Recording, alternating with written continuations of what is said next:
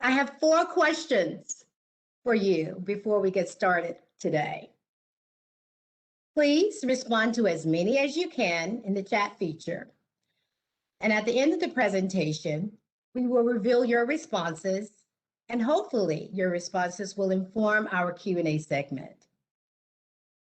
The first question: did the pandemic reveal anything for you?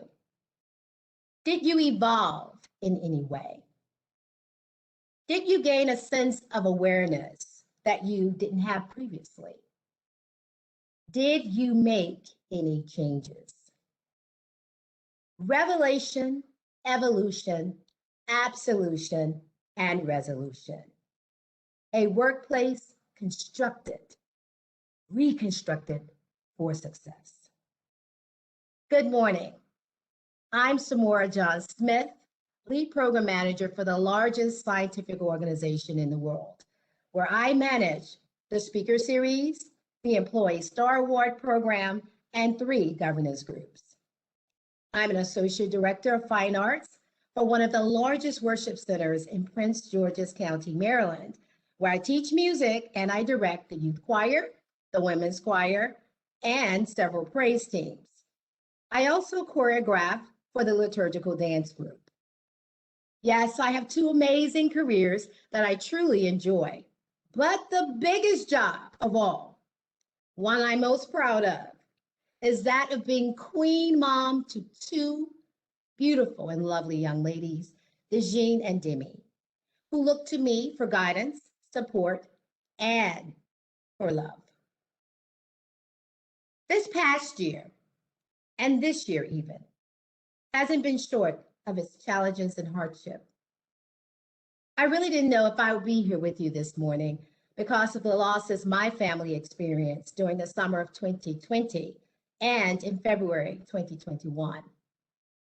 And most recently, on April 7th, the Washington Radiology Group told me that I had overreactive lymph nodes in my right breast. Just last week, on Tuesday, April 13th, I had a biopsy procedure. And earlier this week, I received the great news that it was all benign. You see, I really didn't think I would be here with you today, but I'm here, happy with a smile on my face. A little nervous for being the first person out the gate, but I'm here.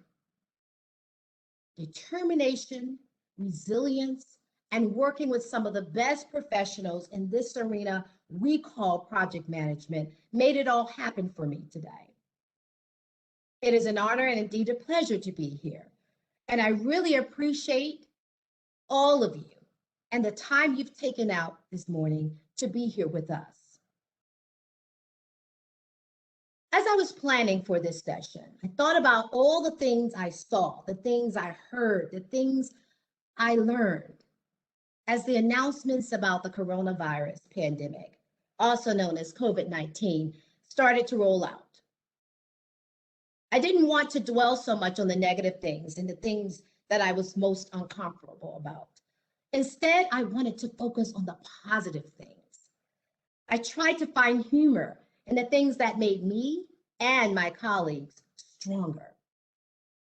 I started to think about all of my personal thoughts. Yeah, those superficial hangups that we have and how they affect my productivity.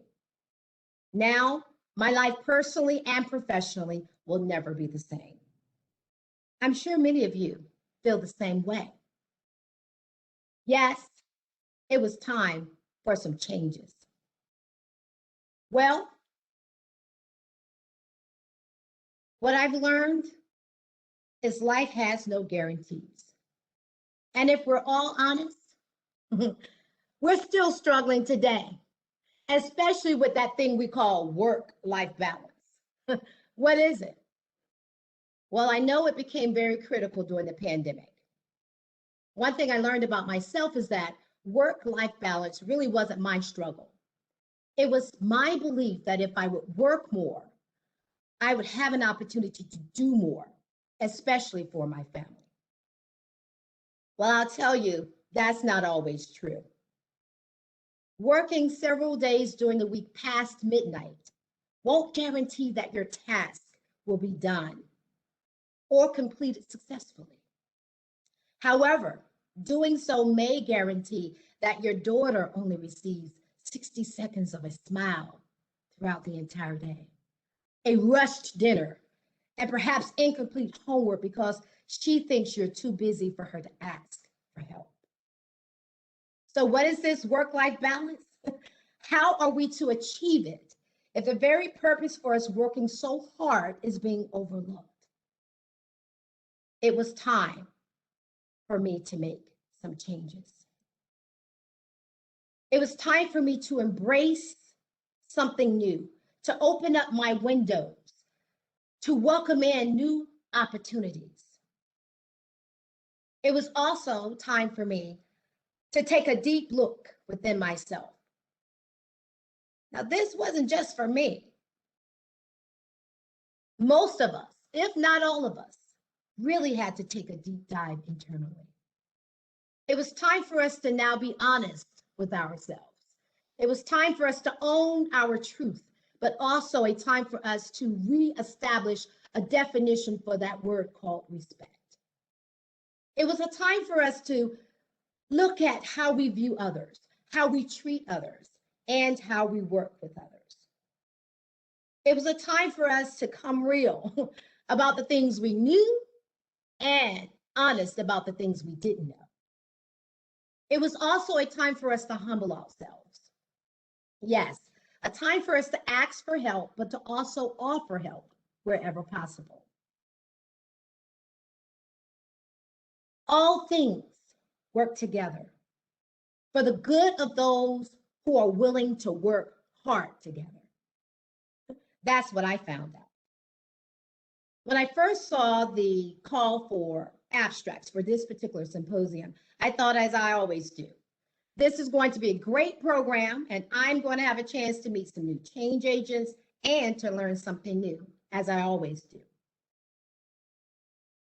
But as I experienced more during the pandemic, I realized that I too had a story that I was already sharing. I was a part of several focus groups. I moderated a few listening and learning sessions, and I reached across my organization to talk with other colleagues, to see what they were working on, what some of their struggles were, to offer assistance to them, and to also learn how they were accomplishing their goals. This made me a little more curious about how I was going to get things done. But even more importantly, it pushed me to step out on faith, to submit my abstract, and now I'm here today. Because let's face it, we shouldn't put off for tomorrow the things that we know we're capable of achieving today. Why? Because change can happen in a blink of an eye. And it did. The world was tossed upside down. I remember working with a group of colleagues. We were securing a keynote speaker for our organization's speaker series in Washington, D.C. A week before that event, a broadcast went out to all staff to let us know about new safety protocols that we had to adhere to because of the emerging coronavirus. We could no longer greet each other with the handshake that we were accustomed to. We had to do fist bumps. Yes, I can still remember our keynote speaker fist bumping the CEO and fist bumping some of my colleagues. They were just trying to have fun. They were trying to enjoy the moment in the middle of all the chaos that was going on around them. That was March 6, 2020. As days went on, we would watch the news only to see the number of COVID-19 cases and deaths increase. My organization's annual spring conference was scheduled to take place within 2 weeks, and I was also preparing my youth choir for a regional DMV gospel competition. Well, a week later, we received an email that schools were going to be closed. My organization decided to cancel its spring conference, and employees were then asked to work from home. By that time, more than 100,000 cases of COVID-19 had been documented in the state of Maryland. Now it was time for a state mandate to be enforced. Everything was closed, including churches, unless it was considered to be essential. Now, we all were there. We remember those moments. This happened across the country. But what was your plan? I know most organizations have contingency plans in place. However, no one was prepared. No one was ready for what was going to take place. No one had a plan for a national shutdown. No one had a plan for a global shutdown. Let's face it. This was not only the scene in the United States. This thing was taking place across the globe. But what was your plan? I know I had to have one. So I decided I had to get to work if my organization was to survive and if my family was to survive. One thing I learned that was very important during the pandemic is that work life and home life go hand in hand. You really can't have one successfully without the other. In a video clipping I prepared for my participation in today's symposium, I chuckled a bit about not having to dress up in a dress suit and high heel shoes every day. Instead, I was wearing casual sweats, sneakers, and a ponytail every day. But I still participated in executive and governance meetings via Zoom. I reached out to my colleagues in the IT department, and I managed to update 2 websites using Dropbox. I reached out to my colleagues in the communications department, and they helped me to spearhead a promotion campaign for our organization's new strategic plan. Then I called upon the webinars team and organized 2 virtual events that was very successful. There were more than 400 attendees for each of those events. And I published 3 online newsletters using Eloqua and Litmus marketing software that I'd never used before. Now, 60% of the colleagues I've just mentioned were new to me. Notice I said they were new to me. Many of them had been with the organization for quite some time, but I'd never worked with them. But here I was, sitting in a position where I was challenged to effectively produce all aspects of the programs I manage virtually. In order to do this, it required that I meet new people, that I ask for help, that I learn new skills in technology, lots of listening, and good collaboration. This wasn't only true for the scientific organization, this was also true for producing worship services. Now, my worship center was very fortunate in that we'd already achieved such a wonderful online presence and a large audience. But for both organizations, change was inevitable, and it had to be done quickly. It was time for us to really embrace something new and to understand that it had to be done. Just like the world was tossed upside down in a blink of an eye, we had to get to moving in a blink of an eye. Now, I'll be the first one to admit, I miss some of the old way of doing things.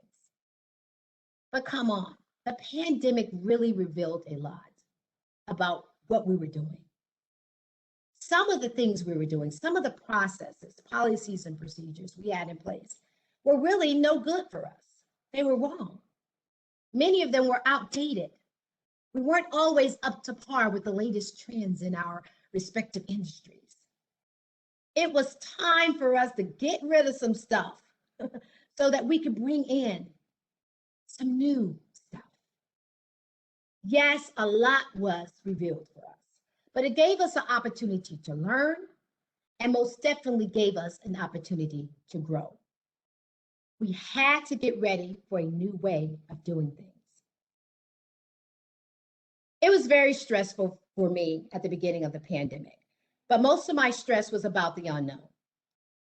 My youngest daughter is currently in middle school, so I was worried about her progress and how I was going to manage my workload and homeschooling her. My oldest daughter, who now works for the government, she too was working from home. You can see them both in the visual before you. So I knew I had to get to work to create a situation at home that would be comfortable for us all. For starters, I had to make sure there was adequate Wi-Fi service so that we could all work online throughout the day. I tell you, the Xfinity executives, the tech reps, they either hate me or they love me. Because for an entire month, I called them on a regular, especially when many of them were missing in action. So I believe they probably hate me the most. Nevertheless, I still managed to get things taken care of for my family. My daughters and I, we decided to sit down and agree on a way whereby we would tell each other about our meetings, our special events, and school testing hours. Together, we created a system that worked, and we supported each other. Because of this, I was able to accomplish all of my work goals on time, successfully. It also gave me an opportunity to bond with my daughters. You see, work life and home life really do go hand in hand. After a few weeks of not having to drive into DC to the office, my stress levels went all the way down. The 3 hours I would spend every day sitting in traffic on the highway were now being reclaimed for the reconstruction that was underway. Yes, I was ready to build. I'd already begun to lay new concrete and to plant new seeds. Now, you've never seen a construction worker or a farmer dressed up in high heels, correct? So I was ready. I was playing my part. I was in the appropriate gear to roll up my sleeves to get to work. I had to make miracles happen, and you could only create a miracle with movement. So what did I do? I decided to go back to my old strategic planning process days. And I created a SWOT analysis for myself of all the things I was accountable for. The one thought that stood out for me was this: for every threat, there's an opportunity. And for every moment of weakness, there's a chance to be strengthened. It was time for a reconstruction. I wanted to rebuild myself. I wanted to be a better person. I wanted to create a better plan. I wanted to achieve better outcomes. I wanted to reconstruct something that I knew would be of value to my organization, to my family, and to myself. One thing I had to really take a look at is my circles. I had become complacent with my networks, both internally and externally. I had become complacent with doing things the same old way with the same old people. And I realized all of that had to be changed. I had to learn something new. Working with my colleagues, I learned how to create new strategic plans. I learned that organizing great events really was about good content. I also learned some new techniques for budgeting. 2 major events that I manage each year had to now be done virtually. And for 2020, both of those events were done virtually successfully. 2 events, each would have cost at least $10,000 to conduct, now cost less than $2,000 because we didn't have to deal with hotel meeting rooms or special catering plans or audio-visual contracts. I was very proud of the savings. Now I'll tell you, again, I miss doing things the old way, and I look forward to the opportunity when we could all convene, when we can come together face to face and network and fellowship with one another. But I truly appreciated the things I learned from my colleagues during the pandemic. I truly appreciated the new things that allowed me an opportunity to improve sustainability both physically and financially for my organization. So, new ideas had to be at the core of my plan. With everything I learned, I decided to take a look at the programs that I was managing and how I would enhance those. I started out with the speaker series. I reached out to several speaker bureaus around the DMV. I collected names and thought about themes that I knew would be encouraging and in alignment with the core competencies and core values of my organization. In doing so, I was able to establish an online speaker series library that is now being used as a resource for my colleagues for various themes centered around candor, partnership, change agility, those things that truly make a work environment productive. Then I decided to take a look at the peer-to-peer recognition awards program, the Employee Star Awards, and tried to see how can we make that better. We couldn't present awards in person anymore, so what can we do? Me and a group of colleagues decided we would create online presentations whereby we would present certificates to our colleagues online to recognize them for going above and beyond, to recognize them for their extraordinary efforts. We also decided to go to our executive leadership team and to enhance the program by allowing staff members an opportunity to grant more awards to their colleagues. And we even opened up an opportunity for team awards. This all resulted in us being able to achieve for 2020 our highest number of awardees in a single year. We had 505 star awards presented last year, and I'm so very proud of that. What better way to recognize our colleagues?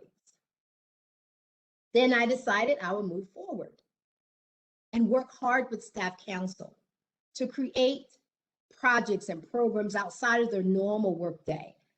Things such as online yoga and online Zumba, and happy hours. We even planned a virtual holiday party that was very successful. Then we went on to say, how can we further that effort to recognize our staff, and not only our staff, but also our members? So we decided to produce virtually our service awards and our annual scientific awards.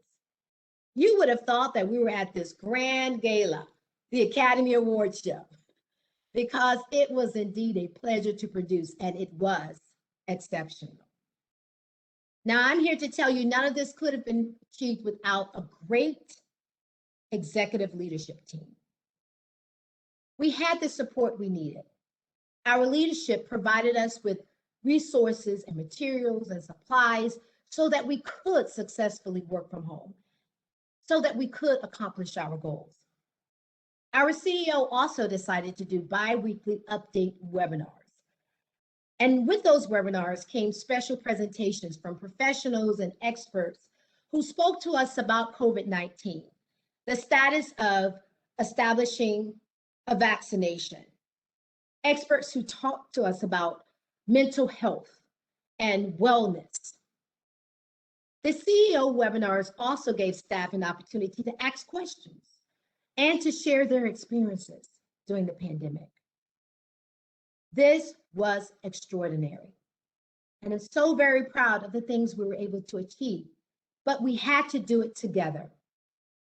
I learned a long time ago that I could never achieve anything alone. Accomplishments can only happen because of the involvement of others. And this is why we should reach out. This is why we should ask for help. This is why we should offer help. This is why we should work together. I'm so proud of the enhancements that were made. I'm so proud because being forced to make changes also forced us to bring about improvement. So we were on a high for a moment, but then awareness and truth hit. Because we were working from home every day and watching the news 24/7, we were allowed to take a sneak peek into the lives of the people who work with us, those who are different from us. More specifically, we were given an opportunity to take a real, truthful look at racism in this country and its negative impact on our personal lives and our work life. I know most of us saw the various video clippings of George Floyd being killed by the force of police officers, and we were both destroyed by it.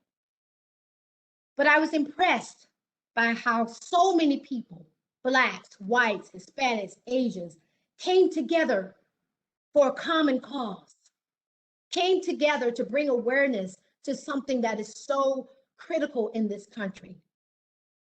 As you can see, the young lady on your left with the poster, that's my daughter. I feared for her, but I was so proud that she showed me and others a strength that I'd never seen before. She decided to become a part of the friendly protest. She decided to become a part of the response for something better. I'm so proud of what my organization did. The CEO, the president, the board of directors, they all stepped up. Not only did they make statements to get rid of systemic racism, they supported the Black Lives Matter campaign. They incorporated diversity, equity, inclusivity, and respect into our organization's core values, and they created a new strategic goal that embraces diversity and inclusion. And more recently, they did an organization restructure. Again, a workplace reconstruction for success. Let me tell you, I was very impressed by all of this. Because when people said it couldn't be done, it was done. Now we have a new vice president of diversity and inclusion, something our organization never had before. Now I'm sorry about what happened to George Floyd, but I am very impressed by how people came together, how my organization came together. And I'm certain that our workplace will improve because of it. The listening sessions that were conducted, the new development training around the foundations of an inclusive culture, all those things that my organization did is going to create a better environment for us. I'm sure that our productivity will be improved by it, but more importantly, we will be better people because of it. This year's symposium was all about turning knowledge into practice. I believe I was able to do that in the pandemic because I embraced change, because I reached out, because I asked questions, because I asked for help, because I realized that I had to do things differently. I had to open my mind, open my heart to welcome in new things. I had to learn new skills, new technical platforms. I had to realize that it was never about this work-life balance, but truly work life and home life go hand in hand. And with everything I learned, I had to turn that into practice. I encourage you all to do the same. If anything was revealed for you, if you evolved in any way, if there was an awareness that you received that you didn't have before, and if you made change, share it.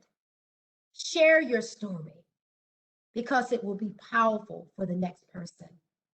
And it can help the next person when it's their turn to turn knowledge into practice. Thank you so very much for being here with us this morning. Thank you so much, Semora. So we're going to move now to the Q&A session. We have about 10 minutes for that. Let me just give you sort of a popcorn of some of the comments. So in answer to the question, did the pandemic reveal anything? For some, it was how vulnerable they were, and for others, how well off they were, and that they might be able to help others. That we need people in person, not just on video. And that while it was difficult, we're adaptable and resilient when pushed. It's a big miss for grandparents to miss their grandchildren and vice versa. And that loss comes in many forms, not only in terms of people ill or away or who have died, but also just in your lack of freedom in the pandemic. And that boredom is both an enemy and an opportunity. In the Did You Evolve in Any Way? There are comments that perspective about what's a big deal has changed. When we think about, moving our office work to home versus being a frontline responder, I think we've gotten a reality check there is the comment. That you do have the opportunity to own your own day and to manage through Zoom fatigue and possibly focus on those less well off, that there was some time to do that. Receive a sense of new awareness. I think that we had more capacity was one of the comments, that we had a number of working moms and dads who were homeschooling children, as well as working full-time in adverse conditions, that we can do more than we think we can, that we're all interconnected, that we might want to support those who are exposed more dramatically to this, that we must set boundaries so that we're not changing our commute time to work time exactly. That we can improve our environment, both the macro environment and then the work environment, and that we're way more creative perhaps than we thought we were. And for some, that work provided a structure and purpose that helped us get through this. And then any changes made, I think the comments run along the lines of being more self-reliant, learning many new skills, understanding how interconnected we are, doing, as you talked about in your presentation, about lots of virtual innovation, whether it was a cocktail party or wine tasting or book club or bridge online. Having the time and possibly the motivation to get more exercise, certainly more home cooking, lots of fattening comfort food, and focus maybe on charity. Thank you so very much, Jocelyn, for sharing those responses. Did we have any questions? We have two. Let me find them. I'm having trouble pulling those up.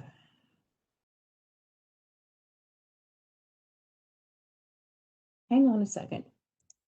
Dorothy, I need your help there. Pardon us, Okay. we're working through these. So it says I have two questions, but I'm having difficulty pulling them up. Okay, let me get to one. It says, how's your organization handling the extended telework environment?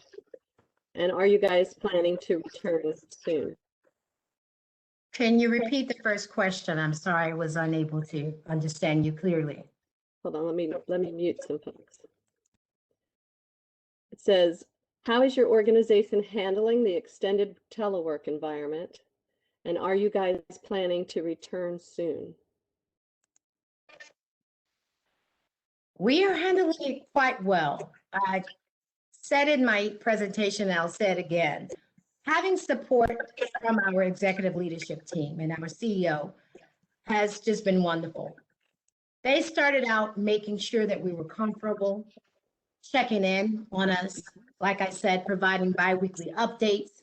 If we needed anything in terms of supplies or even equipment, they would have those things delivered to our home. I found that to be extraordinary. I had file cabinets, I had high risers, I had chairs, anything I needed to make sure that I could comfortably succeed. They provided for us, no questions asked. And I think, and I know that that is why we've been able to move forward in such a wonderful way, in such a sustainable way. So having that support and not feeling scared or alone really helps. And knowing that if you need something, that your supervisor understood and help you with being able to get whatever you need. That is so important because we all know that working from home is very different, especially when you have to do it with so many other people working from home at the same time. It's very difficult task to accomplish, but when you know that you have a strong support system, it really helps. And to answer the second half of that question, yes, we are looking to return back to work. Not anytime soon, but perhaps maybe the end of the summer, early fall.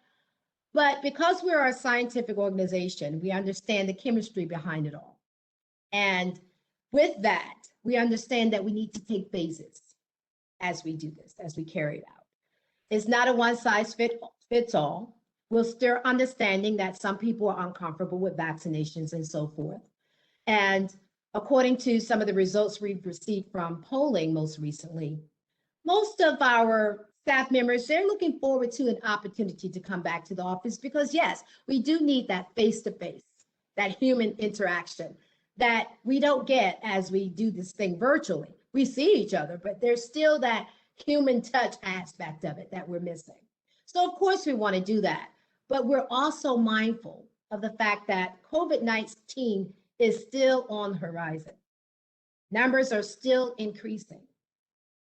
I just heard on the news the other day that we had an increased number even for children now. So we have to consider that even when we come back into the office, the impact that it not only has on us professionally, but the fact that we have to go back home to our families. So these are the things that are currently being taken in consideration as we plan what those phases are going to look like. Semora, we have another question, which is if you don't work for the American Chemical Society and have the kind of awesome support you just talked about in terms of them getting everything you need to your house, do you have any specific advice for improving your workplace environment when it's either partial or poorly executed or maybe not there at all? Yes. First thing is, don't be so hard on yourself. Some of the things that we feel we need in order to accomplish our jobs, we really don't need. I'll take something as simple as Post-its. Now, I am an organization freak. I need my Post-its. I need my colorful coordination and categorization and all that good stuff. But you can go to the Dollar Tree and get Post-its or little sticky papers. They will accomplish the same goal. That's what I did. I didn't have a filing system in the beginning, even though I did work from home once or twice during the week, even before the pandemic. But before I had my file cabinet, I went out to Five Below and got a few baskets. I used those for my file cabinets for weeks, and it worked. So I think that we can become more creative and innovative. Now I'm going to tell something that's really personal. I went to Goodwill, to the Salvation Army, to find office supplies that I didn't have before. Hey, came home, sanitized them all down, my daughters and I. We bought notebooks. We bought loose leaf paper. We bought copying paper. Okay, we bought clips, paper clips, little file items for the desk, all these things at a Goodwill, at a Salvation Army. Didn't cost me 20 bucks, but it worked. So we can find innovative and creative and cost-effective ways to do our job successfully. I think that we have hang-ups. Remember earlier in the speech, I talked about the fact that I had to really dig deep into my personal thoughts and really understand how those personal hang-ups affected my work. It's not the Post-it that's going to allow you to do your job well. It's not the file cabinet that's going to allow you to do your job well. It's not even the paper-made pencil. It's your attitude about the work you're doing and how you're going to go about accomplishing it. And with the right attitude, I'm a believer that you can achieve anything. Absolutely. There's one last question, and we have about a minute to go. So I'll say it quickly, and you're going to give us a laser-like answer. The question is, were there things that seemed super important? And you've talked about office supplies and those kinds of things and the accoutrements of your office that were important to you before the pandemic, other than supplies, that you realized, you know, when all the shouting's over, just wasn't that important? Wearing a 3-piece or a 2-piece suit and high heels. I think all the women in the group may decide that wearing high heels may never happen again. New York Times says that that's an emerging trend, that those stiletto heels will only be for evenings out. Semora, I want to thank you for a wonderful presentation. Thank you, everybody, for the chat comments and for the questions. We have half a minute if you'd like to make one last comment. Well, my one last comment, first and foremost, is thank you once again to you all for being here with us today for this exciting symposium. I encourage you all to join some of our other sessions and to take an opportunity to listen to our keynote speakers.